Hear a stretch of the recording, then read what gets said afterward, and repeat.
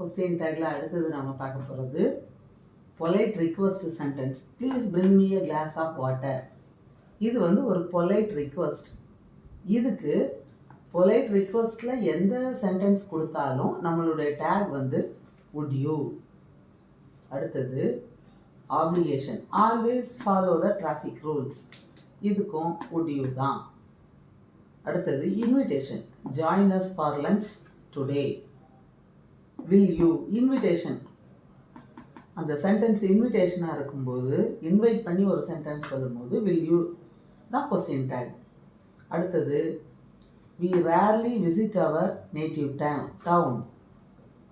rarely இருக்கிறதுனால கண்டிப்பாக இது வந்து இங்கே வந்து ஏற்கனவே நான் சொல்லியிருக்கேன் பாசிட்டிவ் சென்டென்ஸ் வந்து நெகட்டிவ் டேக் தான் வரும்னு சொல்லிட்டு. இங்கே ரேர்லிங்கிற வேர்டு வந்து நாட்டுங்கிற மீனிங்கில் இருக்குது. அதனால இந்த சென்டென்ஸை நெகட்டிவ் நம்ம எடுத்துக்கணும். அதனால பாசிட்டிவ் டேக் டூ வி. எதனால டூ வி? விசிட்டை பிரிக்கிறோம். விசிட்டை பிரிக்கும்போது இதை டூ ப்ளஸ் விசிட்னு சொல்லுவோம். இங்கே வி இருக்குது, டூ வி. அடுத்தது seldom speaks in English. He seldom speaks in English. செல்டமும் இந்த ரேர்லி மாதிரியே நெகட்டிவ் மீனிங்கை கொடுக்குது. இங்கே ஸ்பீக்ஸை பிரித்தோன்னா does plus speak, does he, does he. இங்கே நாட் இங்கே இருக்கிறதுனால இங்கே நாட் சேர்க்கலை.